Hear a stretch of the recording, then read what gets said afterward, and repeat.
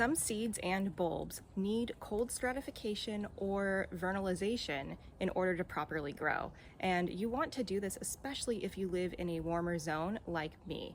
There is a difference between vernalization and cold stratification, but they both involve colder temperatures and can both be done in your refrigerator. But the main difference is that vernalization is used to induce flowering in plants to make them think they have gone through winter, and cold stratification is typically for seeds and mimics winter conditions and helps break winter dormancy in the seeds and helps them germinate quickly so that they can be nice and established for spring. Vernalization takes about 8 to 10 weeks, and cold stratification should be done for about 30 to 90 days before sowing seeds. So you can see why, if you're a warmer climate gardener, it's important that you do this for your plants and your seeds. So here are a few things that you should put in your fridge now in the fall before you plant for better success in the spring. First up are flower bulbs. This isn't a complete list, but typically daffodils, hyacinth, and tulip bulbs do better with vernalization. If you already have these or other bulbs in your garden, you don't necessarily need to dig them up to put them in your refrigerator if you live in a colder climate, or if you know you'll have enough colder days for it to happen naturally. But if you're adding new bulbs to your garden, especially in a warmer climate, they likely won't have the proper vernalization process in their first year because they're sitting at the store or nursery at room temperature.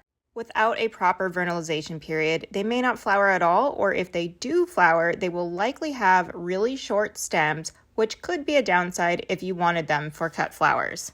Next up is garlic. Garlic, if not given a proper vernalization period, will usually not grow into individual cloves that you can break apart. Instead, you'll likely get a single solid bulb known as a pearl.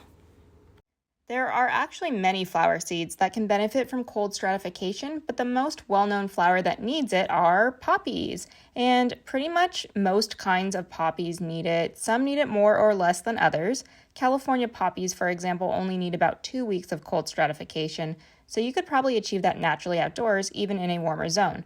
Poppies can reseed quite easily, but we often have warm falls and winters, so I do find I get more poppies from seeds that had cold stratification by refrigeration than volunteers from fallen seeds. It's also worth mentioning that milkweed is another well-known and common flower that people have in their gardens that needs cold stratification, and every gardener should have milkweed in their garden because they are so great for the pollinators.